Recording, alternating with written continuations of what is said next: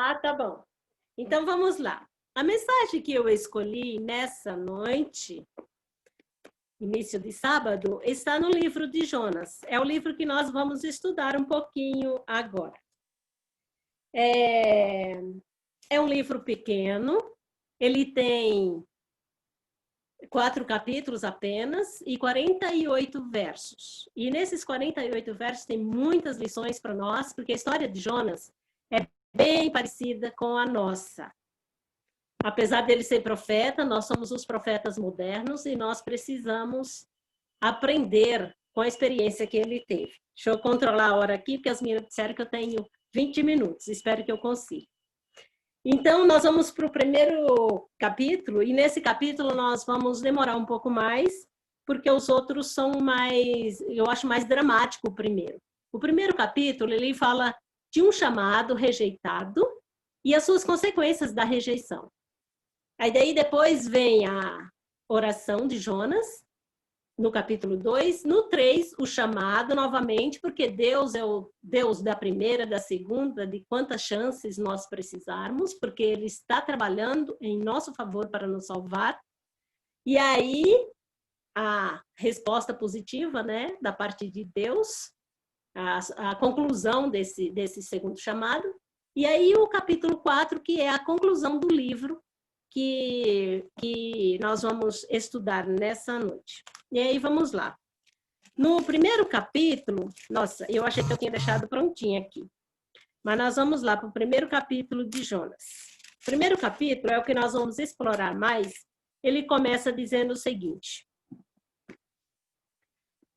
veio a palavra do Senhor a Jonas, filho de Amitai, dizendo: dispõe-te, vai à grande cidade de Nínive e clama contra ela, porque sua malícia subiu até mim. Interessante que nós vimos que Deus deu essa ordem para Jonas, e levando para os nossos dias de hoje, é como se Deus chegasse para nós e falasse: eu quero que vocês vão até a grande cidade de um país, porque nós sabemos que Nínive, ela era a capital da Assíria. E essa capital era muito importante, tanto na sua grandiosidade, como na sua prosperidade. Aqui nos diz que ela ficava ao nordeste da Mesopotâmia, e era uma cidade que vivia bastante reis. Os reis viviam lá. E Nínive foi construída, né, por Nimrod, e depois ela foi conquistada pelos medos e espalhada à margem do rio Tigre. E assim ela era essa cidade. Então Deus deu essa ordem para Jonas, e Jonas aceitou a mensagem. Pelo contrário, nos diz assim que ele desceu a uma cidade portuária, que era Jope, e lá ele comprou a sua passagem e foi em direção a Tarsis. Nós não sabemos a geografia para que lado, só sabemos que ficava exatamente o contrário da ordem que Deus tinha mandado Jonas ir. E aí nós vamos para o capítulo 3. Como eu ia falando, é como se Deus chegasse para nós hoje e falasse assim: eu quero que você, Irene, Célia, todas nós que somos profetas modernos de Deus, e vai até Brasília, que é a capital de um país. Não estou dizendo que a nossa capital tem pessoas como o povo de Nínive, longe de mim. Porém, na sua importância, ela era assim tão importante como a cidade de Brasília. E aí diz para esse povo que a malícia deles chegaram até mim.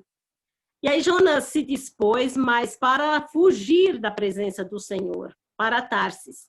E tendo descido a Jope, achou um navio que ia para Tarsis.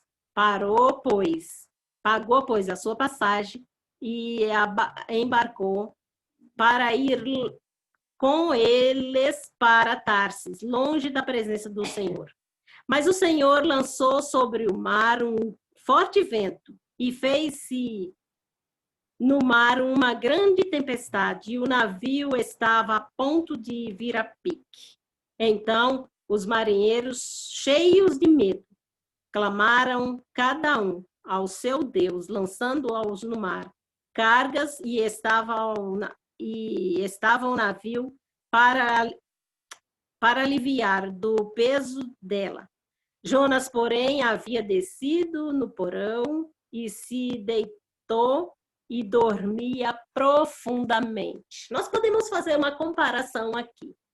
Nós podemos comparar o mar como o mundo em que nós vivemos. Nós vivemos num mar tenebroso, né, de preocupações, de corrupção, de tristeza, de pandemia, de muitas coisas ruins que nos acontecem. Então, o mar era o mundo em que nós vivemos, né? O mar nós podemos comparar. O navio em si, nós podemos comparar com a igreja. A igreja nos dá uma certa segurança. E Jonas sentiu tão seguro que ele dormiu. E às vezes nós, dentro da própria igreja, nós sentimos tão seguros que isso é falsa, uma segurança falsa, que às vezes nós estamos dormindo em um mundo que nós vivemos, com tantos problemas, com tanto sofrimento, com tanta gente morrendo, doente, depressão, a corrupção, a ladruagem, muitas coisas ruins. E a solução para esse mundo são os profetas modernos de Deus, porque Deus quer acabar com esse mundo. Então, nós sentimos, às vezes, como Jonas, dormindo profundamente. Mas, aqui chegou, então, ele chegou ao mestre do navio e lhe disse: que se passa contigo, agarrando-o e sacudindo? Nós sabemos que, às vezes, nós temos que ser sacudidos para nós acordarmos, despertarmos do sono. Levanta-se e invoca o teu Deus. Talvez assim, esse Deus te lembra de nós para que não pereçamos. Então, nós temos pessoas ao nosso redor. Quantas vezes as pessoas chegam para nós e falam assim: invoca o seu Deus, pede para ele, eu estou com dificuldade, ora por mim. E esses fizeram o mesmo que as pessoas fazem. Eles falaram assim: então disseram, declara-nos agora por causa de quem nos sobreveio este mal. Qual é a tua ocupação? De onde vens? Qual é a tua terra?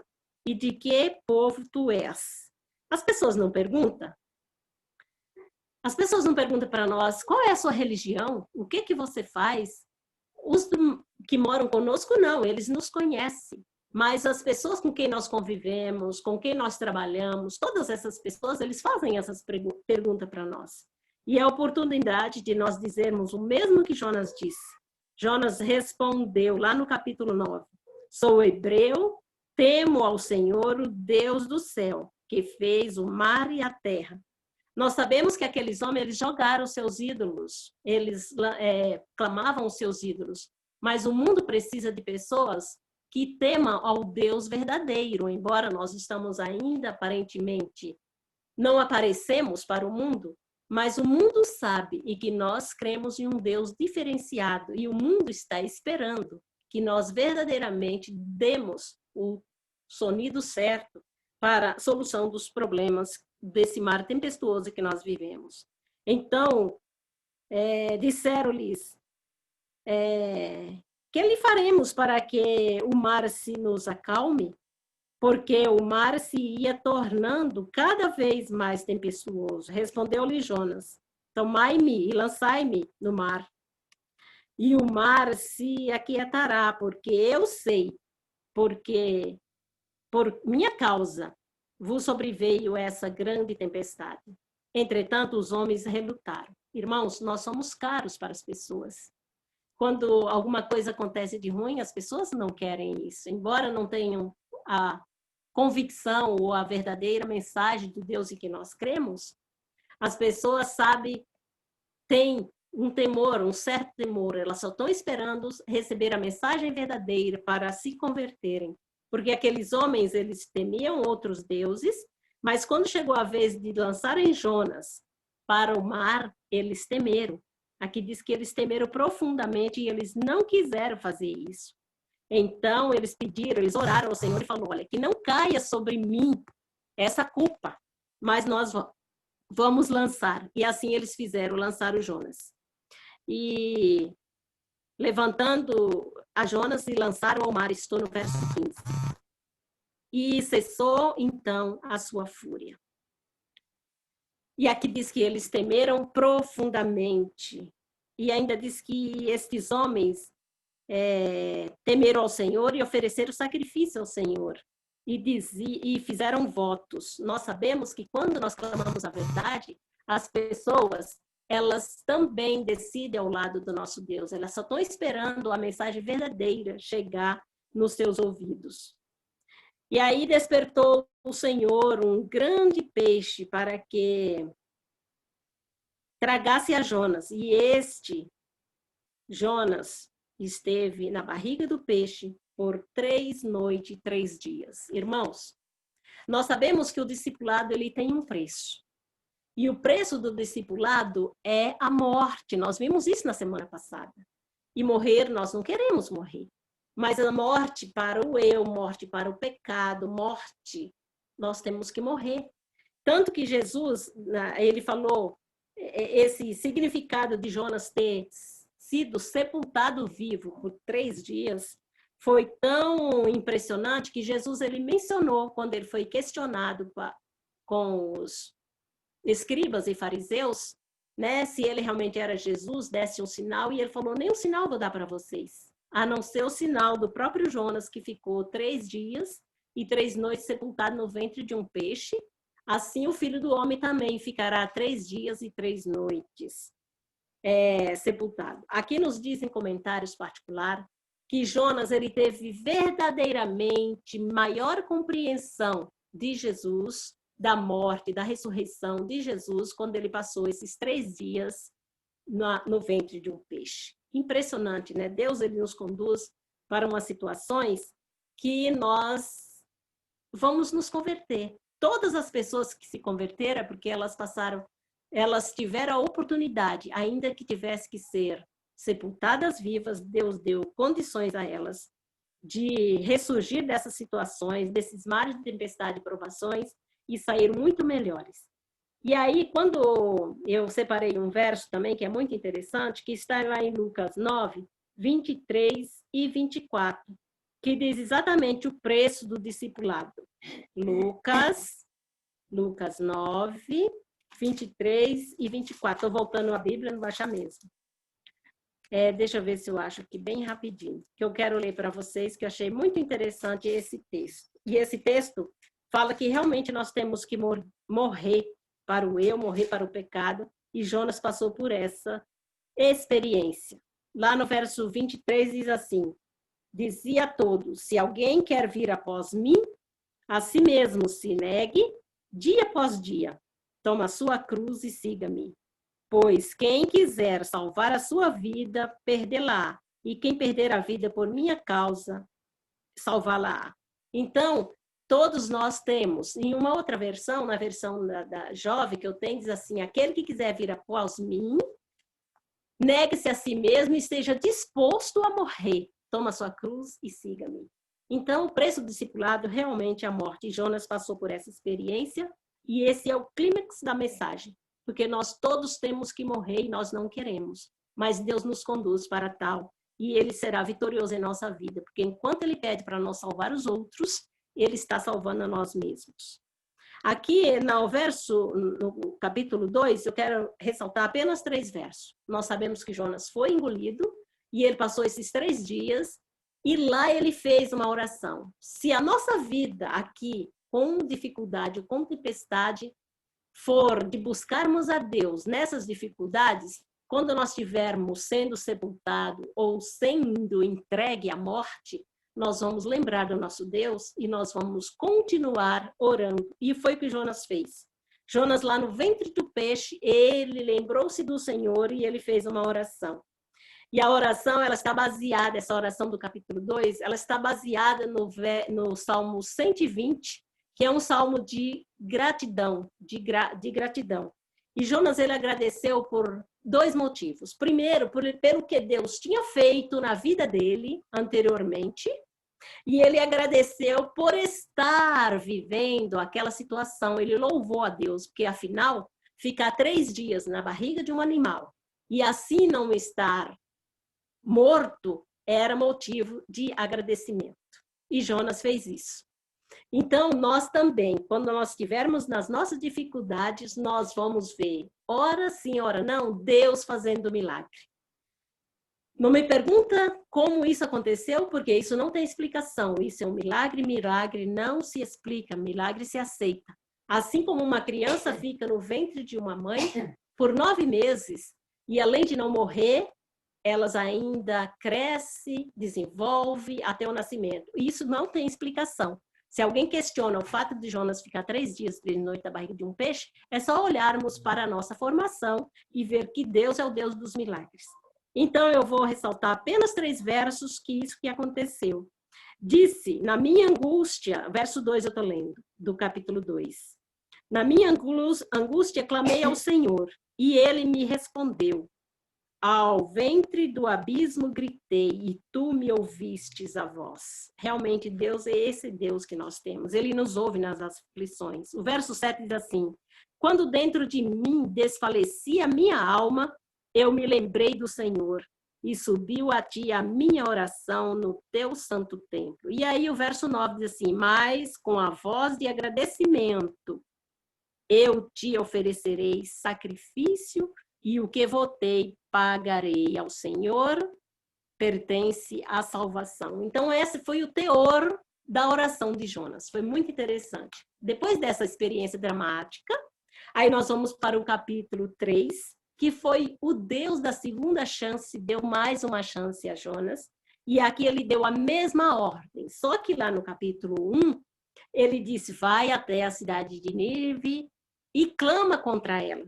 Só que aqui no capítulo 3, ele disse a Jonas o que ele iria fazer. No capítulo 3, continua a mesma ordem, veio a palavra do Senhor segunda vez a Jonas, dizendo, dispõe-te, vai à grande cidade de Nínive e proclama contra ela a mensagem que eu te digo. Levantou-se, pois, Jonas. É interessante, na outra vez ele não disse o que ele ia dizer. Ele só falou, vai e clama contra ela. E Jonas já não foi. Mas aqui Deus disse, vá e eu vou te ordenar o que você vai dizer. Às vezes nós ficamos preocupados, irmãos, como nós vamos enfrentar esse mundão com todas as dificuldades que existem, o que nós vamos dizer? Mas o Deus que está conosco, aquele que nós oramos, aquele que responde a nossa oração, ainda que seja na aflição e na angústia, ele vai ditando o que nós temos que dizer.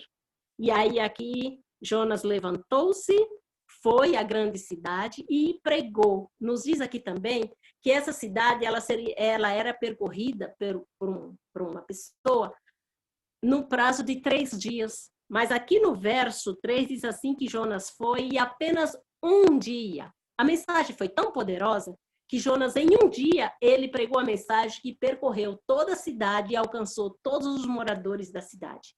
Inclusive o rei e também todos os magistrados, e o rei proclamou um jejum para que todos se arrependessem e ficassem em jejum, até os animais. Nós vimos que essa mensagem foi poderosa. A cidade de Nínive pode ser comparada às pessoas a quem nós não conhecemos.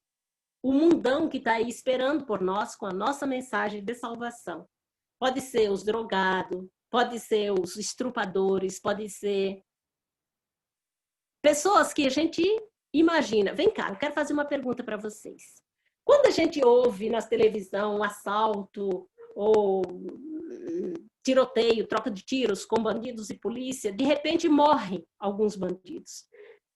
Vem cá, seja sincero. No seu coração, você não pensa, que bom, menos um. Não é assim que a gente pensa? Pelo menos, eu penso. Quando a gente vê que morre uma pessoa inocente, com bala perdida, a gente fica, puxa vida, que pena, que triste. Mas Deus pede para que nós vamos e pregamos para esse tipo de pessoa. As pessoas drogadas, os estrupadores, os bandidos, os assassinos, Mas nós, à semelhança de Jonas, nós queremos fazer como Jonas tinha no seu coração. Ele queria que todos morressem e fossem julgados. É isso que nós pensamos. Nós não temos essa capacidade de perdoar, de salvar, de mostrar para as pessoas. Nós damos, graças a Deus, um a menos. E foi isso que Jonas pensou. Porque Jonas queria que Deus destruísse a cidade de Nínive, assim como fez com Sodoma e Gomorra. Mas Deus é um Deus de misericórdia. Se esse estrupador, então, ele for um que estrupou a minha sobrinha, a minha irmã, o meu filho, aí é que nós não temos condições de perdoar. Mas o Deus da segunda chance, enquanto ele perdoa, enquanto ele pede para nós perdoar e salvar os outros, ele está salvando a nós mesmos. Assim como ele fez com Jonas.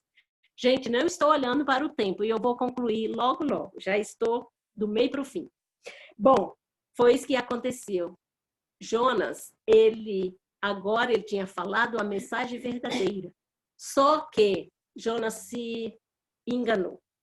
E quando o povo se converteram, Jonas falou assim, tá vendo, Senhor? No capítulo 4 agora nós estamos. Tá vendo, Senhor? Por que que eu não queria vir? Eu me adiantei e fui ao contrário. Porque eu sabia que o Senhor é um Deus misericordioso, bondoso. Gente, dificilmente a gente tem essa noção de como verdadeiramente é Deus. O Senhor é um Deus misericordioso, tardio em irar-se e grande em benignidade, e que arrependes do mal. É por isso que eu não queria. E o Senhor vai salvar toda essa gente que não presta. Era isso que Jonas pensou. E nós somos da mesma forma, nós não temos compaixão, não temos piedade. Jonas, ele não errou na questão. Ele só errou no ofício, porque Deus não pediu para ele ser juiz. Deus pediu para ele ser apenas pregador. E quando nós olhamos para esse mundo, nós já julgamos. Esse está perdido, não tem mais jeito, é bom mesmo que morra. E Jonas tinha a mesma concepção que nós temos. E isso precisa mudar dentro de nós. E Deus trabalhou com Jonas, e nós não vimos a resposta dele, mas certamente ele se arrependeu. Porque quando ele sentou à beira da cidade e foi ver o que aconteceria com a cidade, Deus mandou a plantinha, porque Deus tinha lição para ele, assim como tem para nós todos os dias. E quando o verme veio, cortou a plantinha nasceu um dia e murchou no outro, Jonas questionou a Deus. E Deus respondeu para ele, Jonas, você está com dó da plantinha? E eu não teria pena de um povo que não sabe discernir entre a mão direita e a mão esquerda? Então, Deus, ele mostra para nós a capacidade que ele tem de perdoar. E eu queria fechar apenas com uma nota que eu guardei aqui, que eu achei muito interessante. E a nota diz o seguinte: a lógica humana questiona a justiça quando o mal é perdoado. Né? Não tem lógica. Se a pessoa aprontou, ela tem que pagar pelo. Mas, ao fazê-lo, falha em perceber que se o mal não fosse graciosamente, ou a palavra graciosamente perdoado, todos nós seríamos destruídos. Eu achei muito interessante essa nota.